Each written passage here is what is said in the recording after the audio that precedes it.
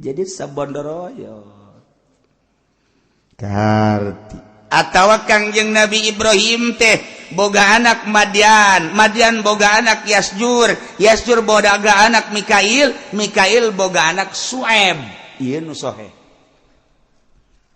Jadi Kangjeng Nabi Ibrahim nikah jeung adik Kangjeng Nabi Lut boga anak Madian. Kulantaran Madian jelmana istimewa hebat dijadikeunlah satu qabilah ngaranna qabilah Madian. Berkelanjutan nagara dipake ngaran qabilah dipake ngaran satu negara. Di sebuah negara aya kota ngaranna kota Madian. Aslina Madian anak Kangjeng Nabi Ibrahim kulantaran gagah dijadikeun ngaran qabilah, kulantaran istimewa jasa di ngaran dipake ngaran kota Madian di Yordania. Ya Allah.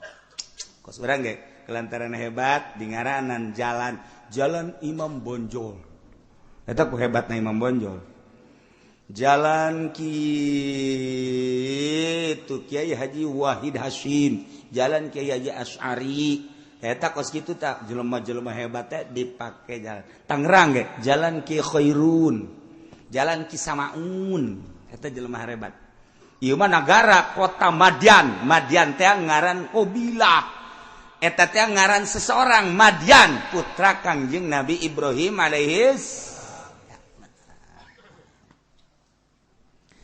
Sabada Kangjeng Nabi Lut dakwah di Urdun kabeneran karesep umat Kangjeng Nabi Lut tekan ngadumling didakwahan ku Kangjeng Nabi Lut lain narurut endahan ngusir ka Kangjeng Nabi Lut kasimpulanana sakumaha dongeng kamari disiksa kaum Kangjeng Nabi Lut teh dibalikeun eta tanahna teh ti luhur jadi dihandap jadi di luhur diangkat heula ka luhur ku diangkat ka langit datang ka malaikat ke ngadenge suara kotokong korongok na ku luhur-luhurna idinya dibalikeun ka handap gejebur datang ka kuari terus ka neraka jahanam. Kitulah siksa umat Kangjeng Nabi Lut alaihis saeutik sesana tarakwa jelema kabeh dipimpin ku Kangjeng Nabi Lut lantaran Kangjeng Nabi Lut titah ka Palestina beres disiksa titah balik deui ka Yordan. Kangjeng Nabi Lut terus dakwah alhamdulillah kabeh iman.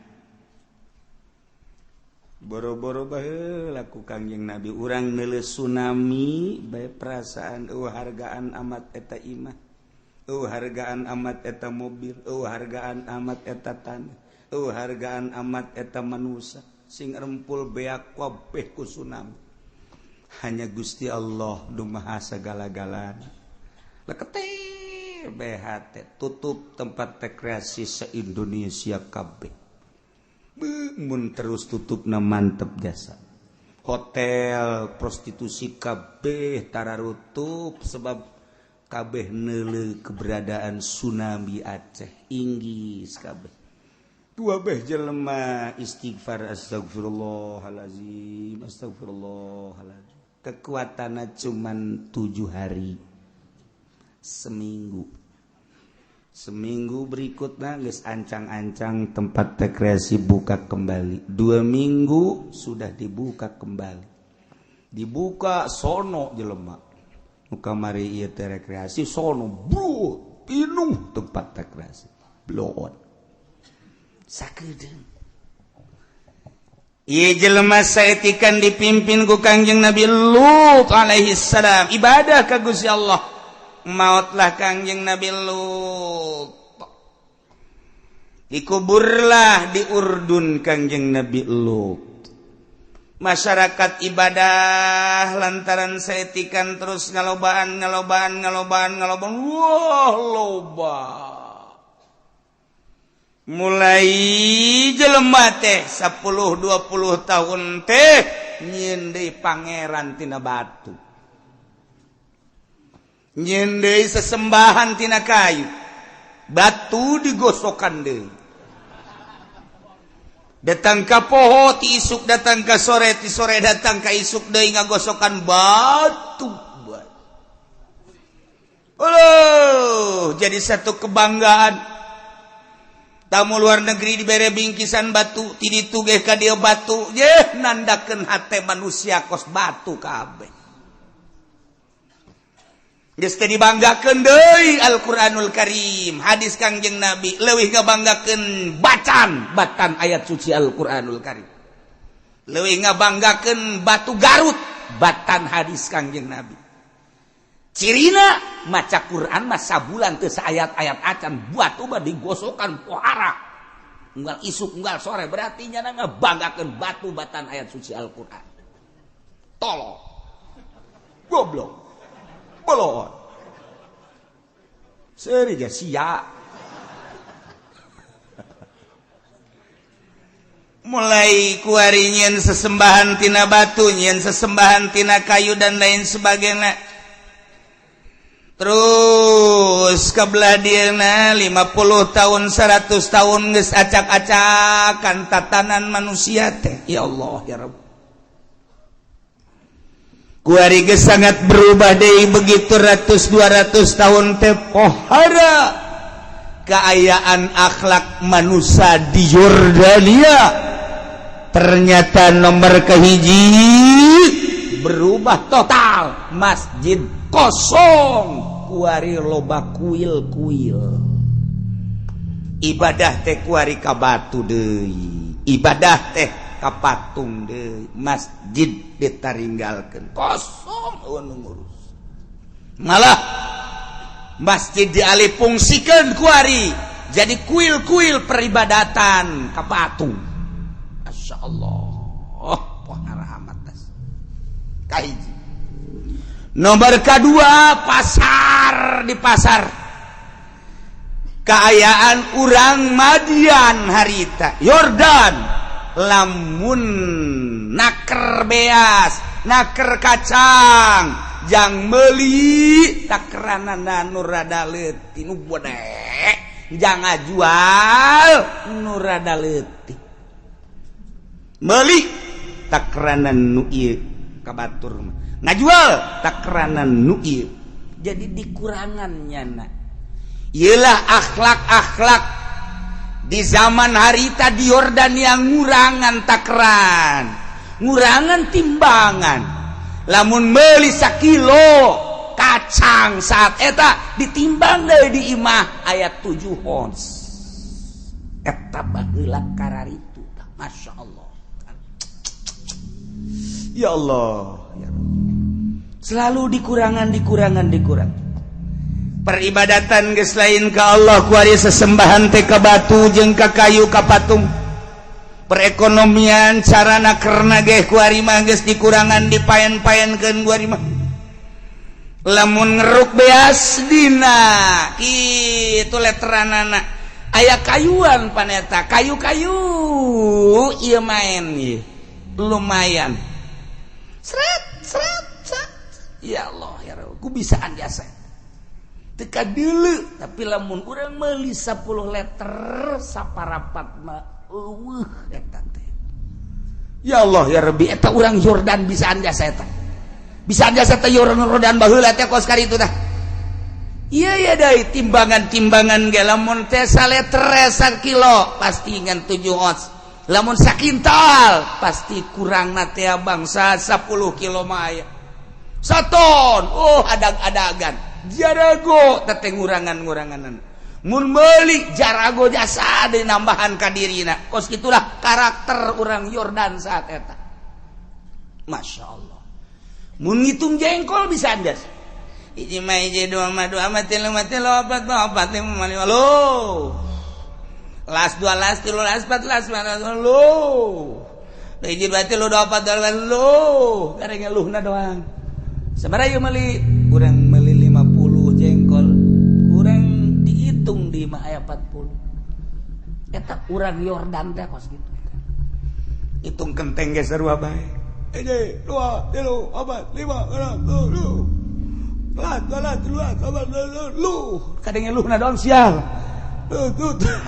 eta ngitungan dihitung deui we kurang ayat 20 ayat 30 lumayan gitulah watak orang Yordan Masya Allah. 2 3 4 nyana selalu cicing di jalan, cicing rombongan di jalan asal aya jelema kadeleuna mawa tas sikat tasna, kadeleuna ieu teh mawa duit sikat duitna, bila perlu gelut di jalan jeung nu boga duit garong jadi pamalingan jeung garong eta teh karakter urang Yordan baheula. Ngina-ngina nyana naik keledai awewe tasna di hareup ternyata nyana nyumput liwat kan nya cepot tasna dicokot. Ya Allah ya Rabbi, marah si awewena disengserikeun cekel awewena porosotkeun calanana kececas. Masya Allah, karakter urang Yordan baheula kos kitu. Nyingseun nyana teh ka masyarakat anu ndek dagang rapih ku carana nya manehana Nabi akhdhi siyabi boy baju-bajuna dicokot kemudian atuh ayeuna mah daganganana dicokot bahkan aturan pemerintahanna bi akhdhil buksi minhum nyana meres pedagang masyarakat dengan cara menerapkan cukai pajak terhadap masyarakat. Tanah make pajak, perusahaan make pajak, ndek nyieun perumahan pajak, geus puguh pajak tanah, pajak perumahan, pajak pembelian, buah ku pajak kabeh. Yen pabrik itu keneh pajak tanah, pajak bangunan, pajak izin, pajak perusahaan kitu keneh perdagangan ke luar negeri. Orang Yordan dek ngirim ke Palestina, ke Israel, ke Turki, dek ngirim deui ke mana ke Suriah dan lain sebagainya. Yeuh keluar masuk na dagang mesti kudu bayar ke pemerintahan. Buajak. Kos itulah karakter orang Yordan saat eta. Ketika aya jelema deuk ngajarkeun agama dilarang ku nyana. Ulah sok ngomong-ngomong pangeran-pangeran segala Allah di saat kos kieu geus ulah ngomong-ngomong sagala haram-haraman geus ulah aya jelema nu ngomong-ngomong ngajak ibadah ka Gusti Allah kiai namun kiaina gagah masyarakatna nu ditahan ulah sok kadinya ulah deangan deui si kiai usaha sok sagala ngaharam-haramkeun sagala pajak sagala ngaharam-haramkeun kredit geus ulah didenge kiai mah geus loba keneh kiai ka ditutup ditahan ku jana dilarang ku jana. Itu karakter orang Yordan. Masya Allah, ngarepkeun nyana jalan-jalan lurus jadi bengkok. Udah sok haju kos kalar itu geus urang mah kuari mah zaman modern cek nyana teh. Ulah zaman modern mah geus ulah sepati ngadayekeun kiai teuing moal maju nagara kajian kumaha ge. Urusan bunga abang eta kan jangan maju ke negara. Urusan kredit jangan maju ke negara. Urang kan boga duit setik yang boga motor kan ayeuna kredit kan ngeunaheun. Udah didengikeun kiai nu ngaharamkeun kredit, kiai nu ngaharamkeun pajak mah komo tah mah. Mendingan ge laporkeun ka pemerintah. Sel habak kiai kos kitu ieu. Kos kitulah karakter urang Yordan baheula. Masya Allah. Asal aya jelema nu ngomong-ngomong Allah, ngomong-ngomong agama langsung diawasi ku pemerintah. Keterlaluan, tewak, jebrus ke penjara. Kalut kaayaan akhlak. Hese nyaritakeun tentang jujur jeung adil. Lantaran kabehan geus seragam geus teu ibadah ka Gusti Allah. Kabeneran perekonomian kahayangnyana nu penting mah maju cak nyana, mahmur cak nyana teu make aturan Gusti Allah. Timbangan dikurangan, takaran dikurangan, hitungan dikurangan. Nyana selalu cicing di jalan jadi garong. Pemerintahan netepkeun kana perpajakan, meres terhadap rakyat. Ngomong nama dek ngamahmurkeun bangsa jeung rakyat, tapi ternyata horenganan nyana nekan muksi perpajakan percukaian meres wabah pedagang meres ka rakyat pemerintah meres ka seluruh pedagang yang rakyatna walut kabeh aya nu ngomong agama teu dimenangkeun bahkan dibunuh dijanjikan dibunuh nu datang ka kiai-kiai saat eta ka ulama-ulama ditahan aya nu dibunuh segala rupa kalut waluh luar biasa kalutna geus kos kitu bae kaayaanana mengeluhlah masyarakat kabeh jadi omongan di masyarakat orang lamun meuli saleter ternyata kurang orang meuli 10 liter ternyata kurang nu letik makin katincak pedagang ge ngararomong bae urang deuk kumaha menyatna lantaran urang dipacok di sisi gigir Ibimiti penjualan tanah jual belina orang kena pajak kemudian bangunan kena pajak produksi kena pajak deui teureun-eureun urang teh pajak jeung pajak bae kabelah dieuna terus ditetepkeun pajak teh imah jadi dipajak kemudian pagar dipajak kemudian atuh ayeuna mah alat-alat rumah tangga wabeh kena pajak masyarakat ngajerit kabeh teu kumaha kuduna ieu dikenakeun pajak bae kicep kena pajak jadi aya nu geus teu kicep sebab asal kicep kena pajak ya Allah ya Rabbi sulit ka mana mun tayang lantaran ieu teh satu aturan negara kos kitulah di negara Yordan tetepna di Madian jeung Aikah teh eta keneh menceritakan Madian lantaran Madian teh putra Kangjeng Nabi Ibrahim jadi qabilah Madian Nukuari terus dijadikan sebuah negara kota Madian gitu Aikah teh lantaran subur makmur di dinya loba tatangkalan dan lain sebagainya kulantaran loba tatangkalan bubuahan hasil bumi pohara jasa disebut ashabul Aikah kemudian manehanana ingkar ka Gusti Allah nu jelas permaksiatan kerusakan pohara jasa di negara Madian kalut kabeh eueuh ketentraman endek usaha lantaran udag-udagan jeung pajak henteu usaha butuh ketika meuli saleter dikurangan nimbang saleter nimbang sakilo dikurangan masyarakat geus kalut gak luar biasa ibadah geus lain ke Allah wah pohara jas pembunuhan terjadi di mana-mana suara maling kadenge kurang di ditu maling di dieu maling di ditu garong di dieu garong porenganan wabe berkarakter pamalingan ka pamaraentahanana boga karakter garong kos gitulah kekalutan saat eta masya Allah maka yang muntayang masyarakat TKB ieu kena birokrasi pemerintah model kos kitu kaayaan akhlak mamanusa model kos kada itu rusak wahara tidinya geus kadeuleu karusakan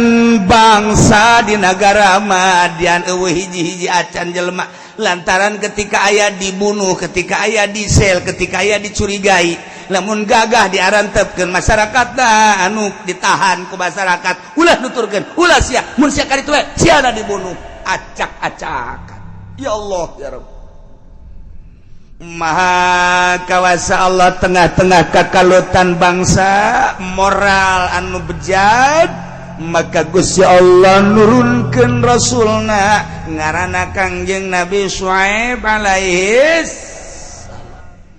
wa ila madyan akhahum Syuaiba wallahu alam bimaradi wa arsalna kaulan wa agung utus ila Madiana kaki Madian atau qabilah Madian Nukuari jadi kota Madian akhahum numantak ngabahasakeun dulur Madian lantaran Kangjeng Nabi Ibrahim nikah ka kadina Kangjeng Nabi Lut boga anak ngaranna Madian kuari di Madian teh boga anak ngaranna Yasjur boga anak Mikail boga anak Sueb berarti ki Sueb eta dulur kaki Madian numantak dina ayatna wa ila Madiana akhahum Syuaiba diutus ku kaula cek Gusti Allah seorang rasul kaula ngaranna Sueb eta teh dulur Madian kumaha diutusna begitu Kangjeng Nabi Syuaib di negeri Madian Yordania. Bedana kamari di belah wetan ayakna Petra. Nu kamari Kangjeng Nabi Soleh Petra, kebelah dia laut mati Kangjeng Nabi Lut Sodom. Kuari kebelah kulon. Kira-kira 1 hari 12 jam lah urang ka negeri Madian.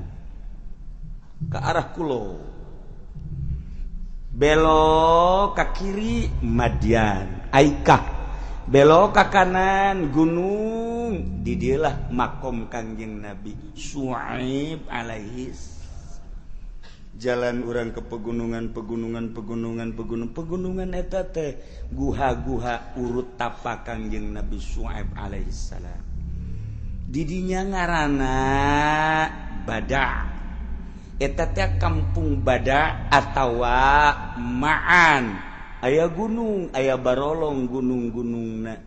Malah belah ditu nama dimodif seperti imah, aya liangan. Tapaklah Kangjeng Nabi Syuaib di gunung eta ngaranna Gunung Bada.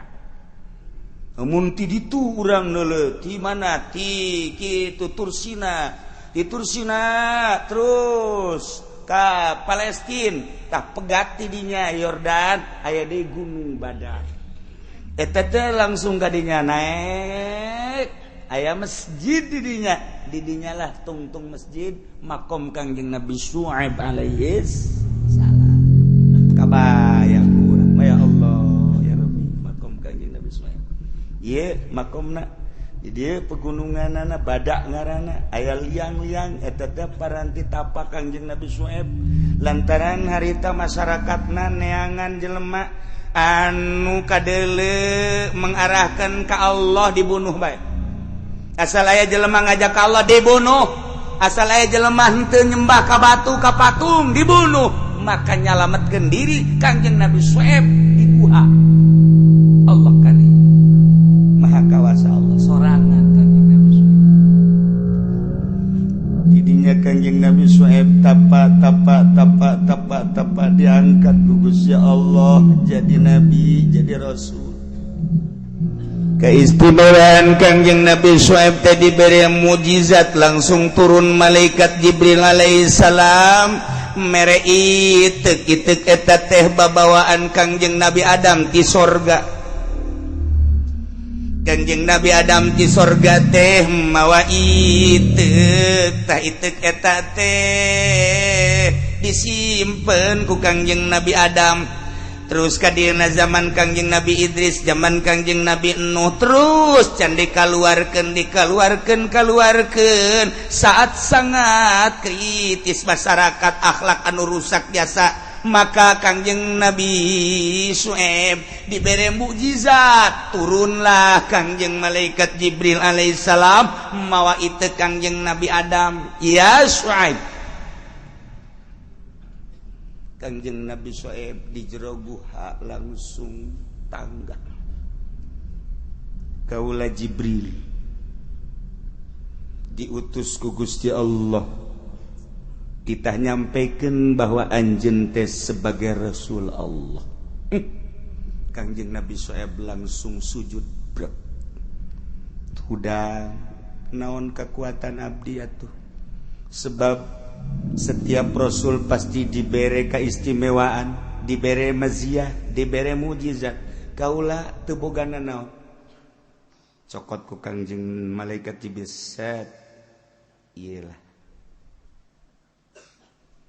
Tarima ku Kangjeng Nabi Syuaib kumaha cara ngagunakeunana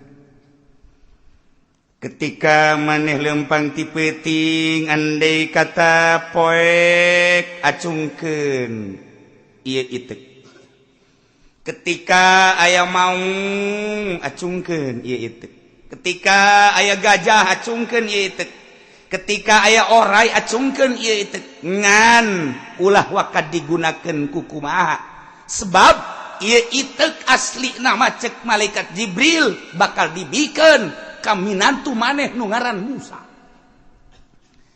sakadar titip ti Gusti Allah cekel ieu gunakeun salila anjeun diangkat jadi rasul engke bikeun ka minantu maneh Musa ngaranna geus dibere nyaho bakal piminantu teh Musa nyanana can kawin-kawin acan masyaallah maha kawasa Allah Gusti Allah nu agung aduh cak Musa kendal asana aing ye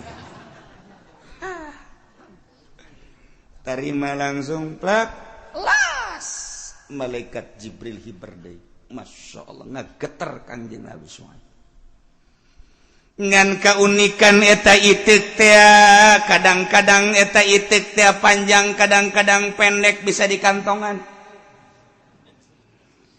jadi ketika teh dibutuhkeun eta itik teh dikitukeun ku Kangjeng Nabi Suhaib teret bisa dikantongan okos lamun urang mah entene teh kitu dikitukeun tapi eta mah eueuh peran eueuh antenean kayu ti sorga bisa diketukeun ret pendek di kantongan teh dibutuhkeun mah kayak ketika dibutuhkeun dicokot ditarik ret mantep jasa mun boga gos gitu kurang mah tuh pakai dagang di pasar iyalah Kangjeng Nabi Suhaib geus teu dibabawa ka deuleu teu ka deuleu maka Kangjeng Nabi Suhaib diangkat ku Gusti Allah jadi rasul kemudian Kangjeng Nabi Suhaib teh dakwah ka umat di Madian anu geus acak-acakan tatananana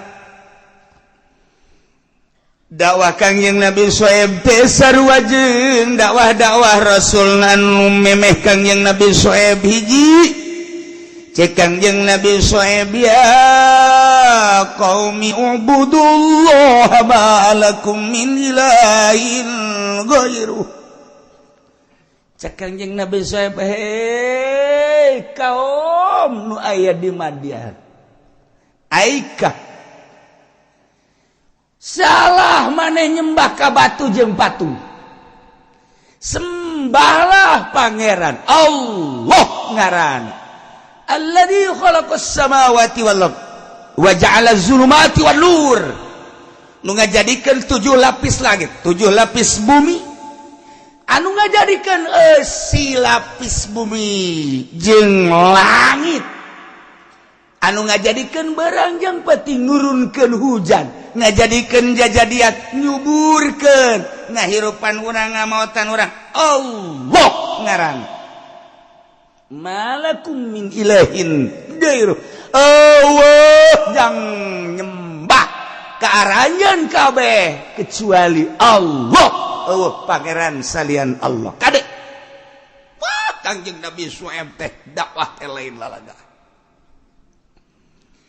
dipenta ku kaum naib sia ngomong ulah sacablakna sungut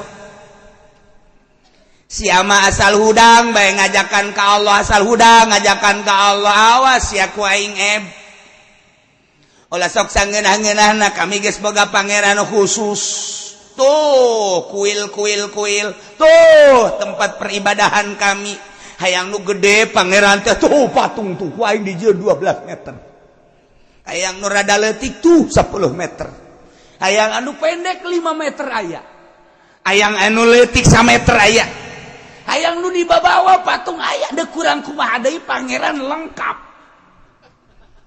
timimiti nu buade jangkung gede nu sedang datang anu leutik dibawa aya neuk kuari urang neangan pangeran nu teu kadeuleu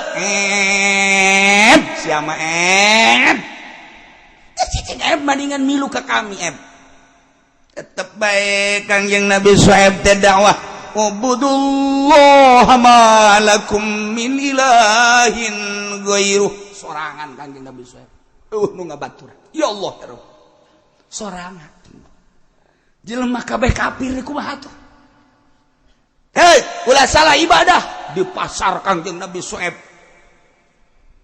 dakwah eje pangeran teh Allah nomor kedua sing hade dagang ulah sok dikurangan eta takran nomor 3 timbangan ulah sok dikurangan nomor 4 ulah sok cara ricing di jalan jadi garong jadi penjahat pamalingan nomor 4 kade pemerintah ulah netepkeun muksi biaya cukai jeung sajabana ulah haram. Yuk urang ibadah ka Gusti Allah. Kadengekeun ku masyarakat kabeh, kadenge ku pamarentah, mulai pamarentah ngayakeun penyelidikan siapa si Suaib. Waduh. Dari mana sih itu si Suaib? Punya kegiatan apa sih sehari-harinya? Kalau memang dia orang kuat, coba usir Suaib, jangan ada di negara kita. Usir, coba keluar. Udah kurang hareuda ngadenge si Suaib. Coba. Selidik maneh bapak saha? Boga anak saha? Boga pemajikan saha? Teliti kunyana. Bapak siasa? Bapak kula ngaranna Mikail. Bapak Mikail Yasjur. Bapak Yasjur Madian. Bapak Madian Ibrahim. Tulunan Abraham kan itu malah Ibrahim. Abraham tenarna teh Abraham di luar negeri, di urang Ibrahim. Eta teh bahasa Suryani Abraham. Daud David. Itu kos gitu tuh. Yusuf Yosef. Memang kos gitu, memang di situ bagus itu. Kos gitu jadi apa? Nah, sieun nya barang ngadenge turunan Ibrahim sieun. Tapi kalang kitu nage ieu mah endek nanya bae Aisyah ieu ngajak kami titah nyembah ka pangeran boga kakuatan naon. Jati baheula ge Kangjeng Nabi Ibrahim, Kangjeng Nabi Lut, Kangjeng Nabi Saleh pada ngabogaan mukjizat. Aya mukjizat maneh naon? Cek Kangjeng Nabi Suaib, mukjizat kaula langsung ti Kangjeng Nabi Adam. Lah, ai ngomong teh Suaib, Adam mana? Aing ngahareudang ngadenge sia atuh Adam apaan bapak moyang urang eta mah sabaraha ribu tahun. Banyak kapanggih jeung sia cek Kangjeng Nabi Suaib kula diangkat jadi rasul teh kapan didatangan ku malaikat Jibril. Sia basa kajung aco segala Jibril segala naon aing mah teu karti ka sia. Jibril datang ke mana? Jibril datang di mana? Ka sia datang Aisyah keur di mana? Sok kajung aing nu ibadah bae ka pangeran ieu ka pangeran nu gede teu pernah kadatangan Jibril. Sia di mana coba kadatangan Jibril? Kaula keur cicing di guha badak di jero keur ibadah ka Gusti Allah jol malaikat Jibril ngangkat kula jadi nabi, ngangkat kula jadi rasul. Bener sia? Bener. Haju dibere naon? Dibere itek tuturunan ti Kangjeng Nabi Adam alaihi salam. Mana itekna? Cokot di kantong. Tek. Terus kunyana dipanjangkeun. Sia ulah sok ajunyeun sihir di hareupeun aing siapa sok ajunyeun sihir sagala. Asalna sia moal kebel ge saputangan dijadikeun manuk ye. Nu geus geus di pasar loba nu karar itu. Ya dikitukeun deui ku Kang Yusuf. Asupkeun deui ka kantong. Etalah mukjizat kaula. Aing nelek kitu nama emang rada sieun geus sia. Hiji itu buka kos kitu menang ti mana? Jibril. Maksudna jangwatan dakwah ka Gusti Allah. Eta digunakeun naon? Digunakeun ketika aya kakeung jeung aya kasieun. Anu selalu mendampingi hakikatna Gusti Allah dibere kaula ku Gusti Allah. Ieu mukjizat ieu lantaran di negara Madian teh pegunungan jeung paleuweungan besi aya makhluk-makhluk anu galak maung teh gajah teh singa teh orai teh jeung sajabana maka ieulah ieu digunakeun ketika dibutuhkeun jang popoek hayang cacang ieu ieu aing ngadenge kos kitu nama emang rada aing muringkak bulu ka sia rada sieun tapi sia atuh ulah sok haju terus-terusan ieu dakwah neuk ngarobapan kami teh penggede di negara ieu sebab kami bisa ngabangun imah, kami bisa ngabangun perusahaan lantaran ieu neken ka masyarakat tina bea cukai teh ya kapan. Lamun ieu ku maneh diharamkeun atuh kambing ke kehilangan wajah di mata masyarakat. Cak pedagang atuh kami kan bisa nasara rugi kieu teh akibat tina ngurangan timbangan jeung takeran. Lamun ieu diharamkeun atuh kami mau bisa ngabangun. Coba pikir Gusti atuh sia maningan ngahiji bae jeung kami. Kagagahan maneh teh kahebatan kami yuk urang petakeun hayang ngabangun kos kumaha maneh. Pokona mah hayu jeung kami babarengan ulah datang ke ngarobah karakter ieu waduh bahaya. Cak garong-garong mana si Sueb? Mana si Sueb? Aing bagianana. Ye pedang aing. Ye panah aing. Ye kampak aing. Nyana deuk kalarang. Karena kehidupan aing pan bisa ngahirupan diri aing jeung keluarga aing teh pan aing mah hasil kekedemes maling aing mah jadi garong. Pan aing teh jadi bodyguard, pamarentah ku aing di bodyguardan, masyarakat di bodyguardan ku ari si Soeb deuk larang-larang aing bagianana. Kanjeng Nabi Soeb basari bae. Tenang we. Hilim aya di Kanjeng Nabi Soeb. Ilmu aya di Kanjeng Nabi Soeb, gagah aya di Kanjeng Nabi Soeb. Kabeh geus bali musyawarah pemerintah jeung para penggede, musyawarah para garong-garong. Coba saha kira-kira anu bisa maehan Sueb? Cak garong. Ye. Kakarak Sueb. Nanaonan Sueb. Kuari mah kieu baelah. Lantaran setiap isuk-isuk Sueb datang di tengah-tengah kota Madian, nyana selalu dakwah ngumpulkeun jelema tah tengah-tengah dakwah kami nyaksian sok buluh ku maneh kecil cek jawara ayo begitu Kanjeng Nabi Sueb isuk-isuk di pasar tengah-tengah kota Madian dakwah ya qaumi ubudullaha ma lakum min ilahin ghairu فأوفوا الكيل والميزان ولا تبخسوا الناس أشياءهم ولا تفسدوا في الأرض بعد إصلاحها ذلكم خير لكم إن كنتم مؤمنين. Dakwah Kanjeng Nabi Sueb, wahai kaum kaula, ibadahlah ke Allah, sembahlah Allah, oh pangeran salian Allah.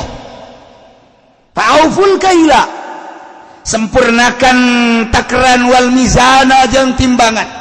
Wala tabkhasun nas asya'ahum, ulah sok karugikeun masyarakat mengurangan timbangan jeung takaran. Wala tufsidu fil ardi ba'da islahiha, ulah sok karusak di muka bumi ieu sabada ieu dibeberes bumi ku Kanjeng Nabi Lut beres geus kuari tatanan rusak deui kade cek Kanjeng Nabi Lut cek Kanjeng Nabi Suhaib. Zalikum khairul lakum in kuntum mu'minin, lamun maraneh iman ya lupang bagus-bagus sahiji nyembah ka Gusti Allah. Nomor kadua takaran ulah dikurangan katilu, timbangan ulah dikurangan opat, ulah sok karugikeun masyarakat melalui garong copet pemalingan jeung itu muksi yakne itu perpajakan pemerasan wa adami ifsad jeung ulah nyeun karusakan. Kurmujuna dakwah kitu col eta jawara teh. Begitu jawara set pedangna dikit. Kanjeng Nabi Suhaib langsung ka kantong teh eta ka dieu. Ka kantong teh ka naon garang-garana? Itek encan kaburu dikaluarkeun kakarak dikekeun tak langsung sujud asyhadu an la ilaha illallah wa asyhadu annaka Suhaiban Rasulullah. Yap ka dieu cek Kanjeng Nabi Suhaib sasalaman tak didarulukeun ku penggede orang goblok tolol jawara blong cenah deuk ngabunuh sahadat teu beres gas kuari mah ulah jarita Suhaib eta bae jawara urang bunuh kuari mah bunuh nyana balik ka dieu geus ulah disesakeun bener bae. Begitu balik nyana ditanya wah maneh ngabunuh Suhaib be lain lawanin cek nyana emang kunaon kukulakan deket tabas eta ieuna naonna karangarana beheungna ternyata lain lawan kadeuleu kagagahan Sueb kadeuleu keistimewaan Sueb lain sambarangan horeng Sueb mah moal aya lawan da malah cak kabehan teh dasar sia mah FSMR kakarak sakitu bae ge coba ku sia lawan Sueb eta aing ge teu kaharti barang leungeunna dikadiekeun ku aing hajungal ketay aing atuh geus lae mendingan ge iman kanyana geus lah eueuh tanding ngalah dicekel beta jawara jager paehan pae nomor kahiji syahid jawara deh mantap jawara mah panggalana ka sorga deh emang kumaha gitu jawara anu hajung nyana bener-bener iman wah emang jawara mah kor gitu nekat pan jawara mah nekat main nekat beak jeung imah-imah los da jawara lamun geus majuna nyana jadi kalang dadak kiai jale kalang nabi teu kagok Sidina Umar kalang dadak Kangjeng Nabi jawara geledegan kos gitulah jawara cek pemimpin Madian coba sadeu itu siap jawara kabeh julag-julag sia heula atuh sia kunaon nita ka aing coba sia ka aing panderi atuh sia heula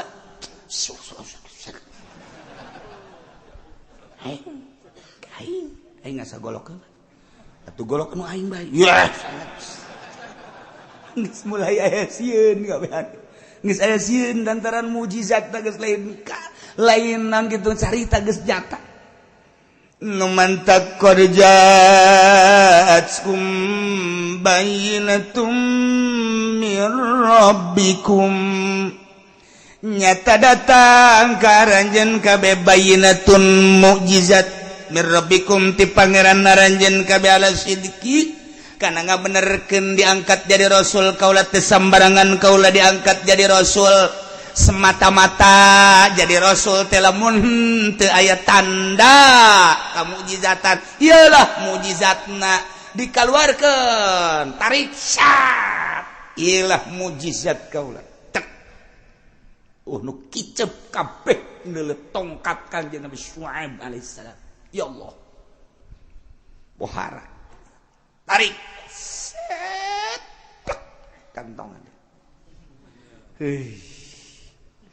eta bagus pohara jasa urang haju tapa di handapeun tangkal caringin yang boga gos kitu lain menang tongkat endahan dileg-leg juri ilah qad ja'atkum bayyinatum mir rabbikum terus Kanjeng Nabi Syuaib dakwah tanpa pamrih fa'auful kaila wal mizan sempurnakan takran wal mizan timbangan wala tabkhasul nas asya'ahu ulah sok ngurangan ka masyarakat ngarugikeun ka masyarakat coba urang kebersamaan nu kaya jeung nu miskin nu kuat jeung nu lemah nu gagah jeung nu dhaif pemerintah jeung rakyat yuk urang babarengan tegakkeun kejujuran jeung keadilan